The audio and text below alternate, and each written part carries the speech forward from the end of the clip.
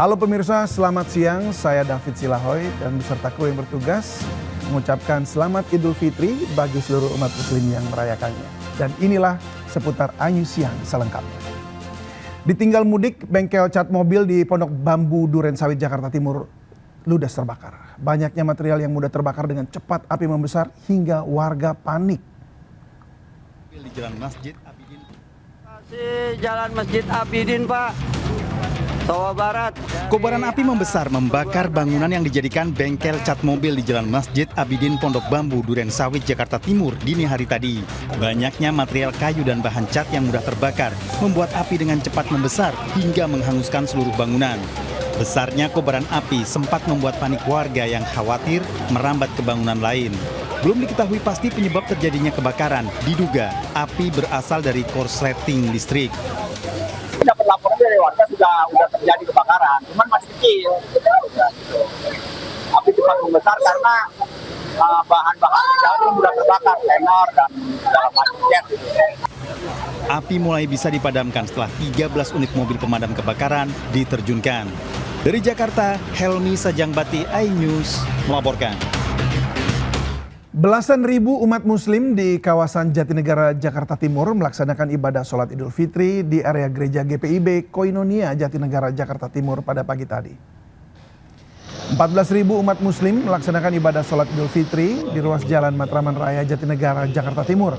Pelaksanaan sholat di area GPIB Koinonia dilaksanakan setiap tahun sejak 30 tahun yang lalu sebagai bentuk toleransi umat beragama.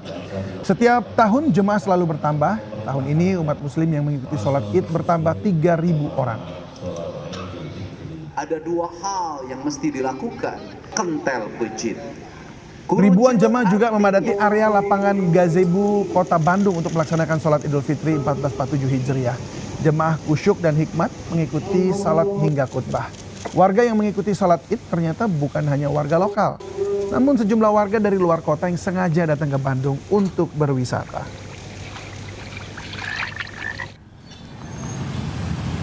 Sementara itu suasana khidmat menyelimuti lapangan Tanah Aron, Karangasem, Bali saat umat muslim melaksanakan sholat Idul Fitri berjamaah. Di balik pelaksanaan ibadah ini terlihat sejumlah pria berpakaian adat khas Bali lengkap dengan saput poleng bersiaga di setiap sudut lapangan yang disebut pecalang. Para pecalang diterjunkan untuk membantu pihak kepolisian dalam mengatur arus lalu lintas dan menjaga keamanan di sekitar lokasi sholat. Pemirsa, pada Lebaran tahun ini Presiden Prabowo Subianto menjalankan sholat Idul Fitri di Masjid Darussalam di Aceh Tamiang, Aceh. Ribuan umat muslim yang sebagian besar korban banjir menyambut hangat kedatangan Presiden. Kedatangan Presiden disambut ribuan warga yang sebagian korban banjir November pada tahun lalu. Presiden menjalankan sholat di bagian depan dengan khusyuk hingga khatib menyampaikan khutbah. Presiden langsung berbaur dengan warga usai menjalankan sholat Id memuji pemulihan bencana di Aceh Tamiang. Presiden Prabowo lalu meninggalkan Aceh Tamiang menuju kota Medan, Sumatera Utara dan kembali ke Jakarta untuk menggelar open house. Seperti tahun-tahun sebelumnya, Presiden menggelar open house di Istana Negara. Dan berikut laporan Ismalia terkait antusiasme warga dari Istana Presiden Jakarta. Pastinya momen yang ditunggu oleh seluruh umat muslim di seluruh dunia karena baru saja selesai menunaikan ibadah puasa selama sebulan penuh.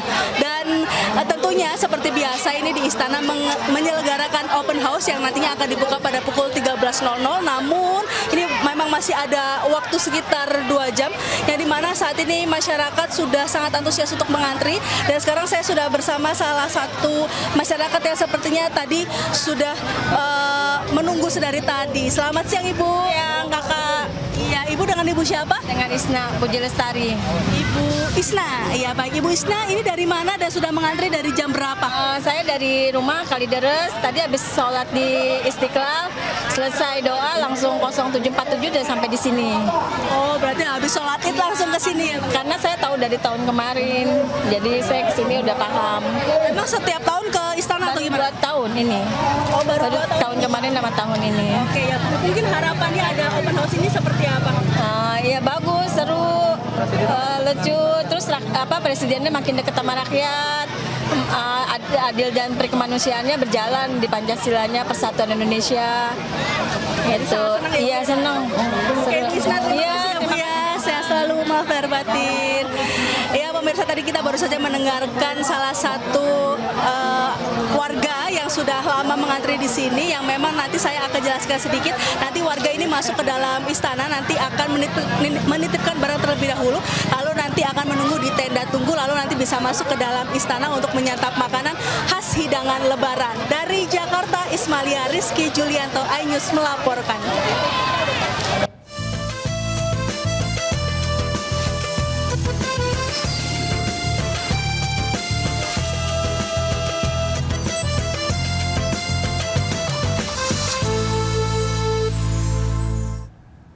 Perjalanan mudik yang seharusnya penuh kehangatan berubah menjadi kekhawatiran bagi seorang ayah dan anak asal Lampung.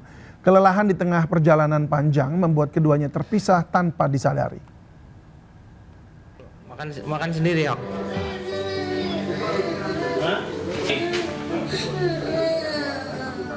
Peristiwa ini terjadi ketika ayah dan anak melakukan perjalanan mudik dari Lampung menuju Ciamis, Jawa Barat. Mereka sempat singgah di Bandung sebelum melanjutkan perjalanan menggunakan sepeda motor pinjaman keluarga. Namun di tengah perjalanan rasa lelah tak lagi bisa ditahan. Sang anak yang tertidur di atas motor tak sadar sudah tertinggal. Warga yang menemukan anak kecil seorang diri sempat kebingungan. Situasi ini langsung mengundang perhatian sekitar. Petugas kepolisian bersama warga kemudian menelusuri. Hasilnya, sang ayah berhasil ditemukan tak jauh dari lokasi dalam kondisi tertidur kelelahan.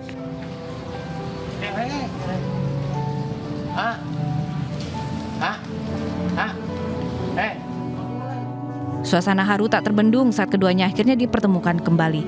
Pelukan erat anak dan ayah menjadi penutup perjalanan yang sempat membuat kepanikan. Peristiwa ini menjadi pengingat bagi para pemudik agar tidak memaksakan diri ketika lelah dan selalu mengutamakan keselamatan di perjalanan. Dari Tasikmalaya, Jawa Barat, Asep Juharyono, iNews melaporkan. Niat memotong jalan saat mudik, seorang pemuda di Tasikmalaya malah terjatuh ke jurang. Gara-gara mengikuti arahan aplikasi penunjuk jalan, korban justru masuk ke jalur terjal di kawasan Pertamina Geothermal Energi Kadipaten. Mengikuti Google Map perjalanan dari Bandung menuju Garut. Evakuasi dalam. Seorang pemudik dievakuasi dari dalam jurang di kawasan Pertamina Geothermal Energi, Kabupaten Tasikmalaya, Jawa Barat. Saat evakuasi, petugas harus menuruni tebing curam dan menarik sepeda motor korban dengan tali tambang dari dasar jurang. Peristiwa ini menimpa Mateo, pemudik asal Tasikmalaya. Ia tersesat dalam perjalanan mudik dari Bandung menuju kota Garut. Evakuasi motor dari dasar jurang, kedalaman 8-10 meter, alhamdulillah. Kejadian bermula saat korban tiba di wilayah Kadipaten dan memilih jalur alternatif. Dengan mengikuti arahan aplikasi penunjuk jalan dari ponselnya, korban berniat memotong perjalanan agar lebih cepat sampai tujuan. Namun rute tersebut malah membawa ia masuk ke jalur pegunungan di area Pertamina Geothermal Energi. Kondisi jalanan yang sempit, terjal hingga minim akses membuat korban kehilangan kendali. Akibatnya sepeda motor korban terperosok ke dalam jurang di perbatasan Tasikmalaya dan Garut. Tak hilang akal, Mateo langsung menghubungi call center darurat 110. Setelah proses evakuasi, korban dan kendaraannya berhasil diamankan untuk penanganan lebih lanjut. Dengan kejadian ini, polisi mengimbau agar pemudik tetap menggunakan jalur utama dan tidak sepenuhnya bergantung pada aplikasi navigasi, terutama di daerah pegunungan yang minim permukiman. Dari Kabupaten Tasikmalaya, Jawa Barat, Asep Juharyono, iNews melaporkan.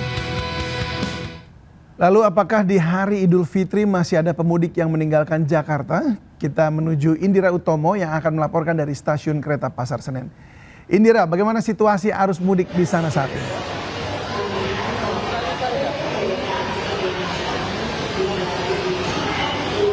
Indira? Selamat siang David dan juga pemirsa. Saat ini saya melaporkan dari kawasan stasiun Pasar Senen Jakarta Pusat. Untuk hari Lebaran pertama, memang terlihat suasana di stasiun Pasar Senen masih cukup ramai oleh calon pemudik. Dan saat ini juru kamera saya akan memperlihatkan kepada Anda bagaimana suasana di stasiun Pasar Senen. Dan memang untuk keberangkatan sendiri hari ini jika dibandingkan dengan hari kemarin lebih banyak 1.000 begitu pemirsa. Untuk hari ini yang diberangkatkan dari stasiun Pasar Senen sebanyak 19.000 orang. Dan jika dibandingkan dengan kemarin jumlahnya 18.000. Sedangkan untuk penumpang yang tiba di stasiun Pasar Senen sebanyak lebih dari 7.000 orang. Dan meski demikian, KAI juga masih menyediakan lebih dari 300 kursi untuk periode 21 Maret hingga 1 April 2026. Dan secara keseluruhan, KAI juga menyediakan lebih dari 1 juta tempat duduk selama periode mudik lebaran dengan tujuan destinasi favorit seperti Surabaya, Purwokerto, Yogyakarta. Dan untuk para penumpang yang nantinya akan berangkat menggunakan kereta api, dihimbau untuk selalu memastikan jadwal keberangkatan supaya tidak terjadi kekeliruan. Demikian, David. Baik, ternyata masih saja ramai yang mudik hari ini. Baik, selamat bertugas kembali Indira, terima kasih. Pemirsa, Idul Fitri biasanya identik dengan kuliner seperti ketupat atau rendang. Nah, kali ini Ayah Nufus akan mengajak Anda untuk mencicipi kuliner lebaran ala Timur Tengah. Berikut informasinya. Kalau biasanya lebaran kita itu makanan khasnya adalah ketupat, terus juga lontong sayur, ada rendang sudah pasti. Nah gimana kalau kira-kira pemirsa ini mencoba sebuah makanan yang berbeda di lebaran kali ini. Misalnya masakan Timur Tengah yang kali ini saya mau tunjukin sama pemirsa di rumah. Mungkin makanan Timur Tengah bisa menjadi referensi Anda untuk menikmati lebaran bersama dengan keluarga. Nah kali ini saya mau nunjukin gimana sih cara membuat makanan Timur Tengah bersama dengan Chef Wendy dari restoran Wolo Molo. Ikutin saya ya.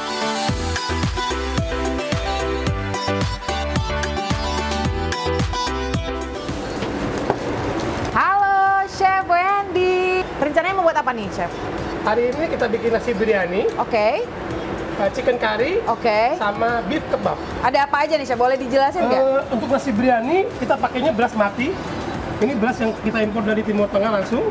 Ada bawang merah, bawang putih, dan rempah.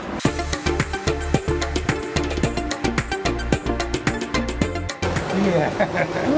Pemirsa emang beneran ini aromanya udah mulai keluar ya. Lebih gurih ya. Iya. Nah sekarang kita akan masukin 1 liter beras yang udah dicuci. Berapa lama kira-kira menunggu untuk menjadi hasilnya, Chef? Ini kita tunggu sampai airnya nyusut kurang lebih 20 menit. Oke. Nah pemirsa, sambil nunggu air dari nasi biryani yang mendidih sebelum kita masukin beras, kita mau ditunjukin gimana sih cara masak ayam kari khas Wolo Molo. Nah ini biasanya ditunggu, tadi kata Chef Wendy kira-kira sekitar 30 menit supaya bumbunya meresap. Oh, udah gurihnya berasa banget.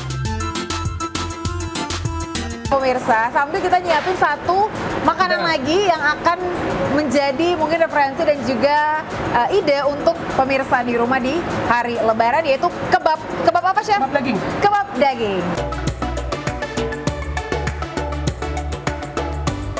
Ada nasi biryani khas Timur Tengah, terus ini yang akan menjadi teman dari nasi biryani, kari ayam. Aku jarang lihat adalah kebab. Nah biasanya nih Chef, kebab yang kita lihat kan ada kulitnya ya. Betul. Dan bentuknya lebih besar. Ini kebab jenis apa Chef Wendy? Yang saya buat ini kebab turki. Ide masakan khas Timur Tengah ini bisa menjadi referensi Anda di hari Lebaran nanti untuk dinikmati bersama dengan keluarga, khas dari Chef Wendy dari restoran Wolo Molo. Dari Jakarta, saya Ayah Nufus beserta juru kamera Ade Priyatna, iNews melaporkan. Seorang pria mencuri sepeda motor di Tangerang Selatan, Banten yang akan digunakan pemiliknya untuk mudik. Pelaku berpura-pura meminjam motor namun tidak dikembalikan.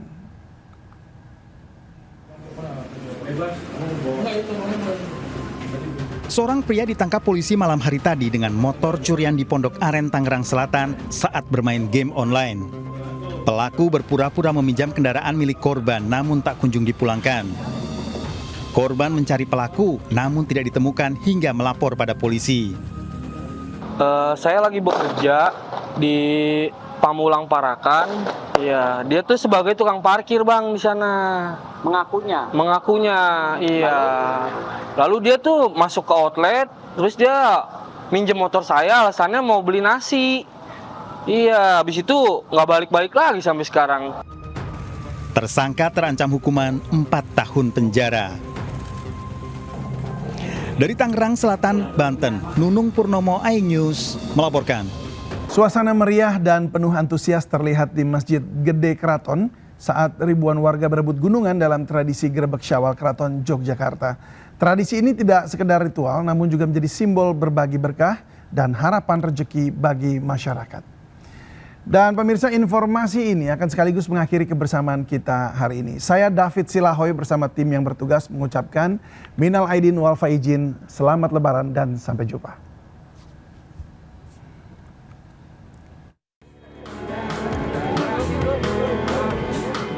Gunungan hasil bumi yang disusun menjulang menjadi pusat perhatian warga di halaman Masjid Gede Keraton Yogyakarta. Begitu dibuka, ratusan warga yang sudah menunggu sejak pagi langsung menyerbu dan memperebutkan isi gunungan itu. 5 gunungan yang dibagikan langsung oleh abdi dalam ini berisi aneka hasil bumi, mulai dari sayuran hingga palawija. Bagi warga, setiap bagian yang mereka dapat diyakini membawa berkah serta keberuntungan. Sebelum dibagikan, prosesi Grebek Syawal diawali dengan kirap meriah dari dalam keraton. 10 bergodo atau pasukan prajurit berbaris rapi dengan busana tradisional serta senjata diiringi pasukan berkuda.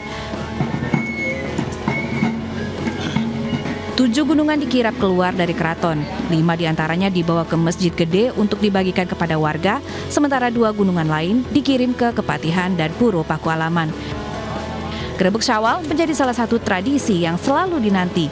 Selain sebagai wujud syukur setelah Hari Raya Idul Fitri, kegiatan ini juga menegaskan hubungan erat antara keraton dan juga rakyatnya. Dari Yogyakarta, Gunanto Farhan, iNews melaporkan. Bismillahirrahmanirrahim. Assalamualaikum warahmatullahi wabarakatuh. Saudara-saudara sebangsa dan setanah air, dimanapun engkau berada, alhamdulillahirabbil alamin. Segala puji bagi Allah Subhanahu wa taala yang telah mempertemukan kita semua dengan hari kemenangan. Saya Prabowo Subianto, Presiden Republik Indonesia, atas nama pribadi, keluarga, dan atas nama pemerintah Republik Indonesia, mengucapkan selamat Hari Raya Idul Fitri 1447 Hijriah. Mohon maaf lahir batin. Mari kita manfaatkan momen Idul Fitri ini untuk saling memaafkan, mempererat silaturahmi, dan memperkuat persatuan sebagai satu bangsa di tengah berbagai tantangan yang kita hadapi. Marilah kita terus perkuat kebersamaan kita sebagai satu keluarga besar bangsa Indonesia. Mari kita bekerja lebih keras, saling membantu, dan bersama-sama membangun Indonesia yang lebih adil, lebih sejahtera, lebih kuat. Semoga Allah Subhanahu wa taala menerima amal ibadah kita sekalian dan senantiasa melimpahkan rahmat serta berkahnya kepada bangsa Indonesia. Wassalamualaikum warahmatullahi wabarakatuh.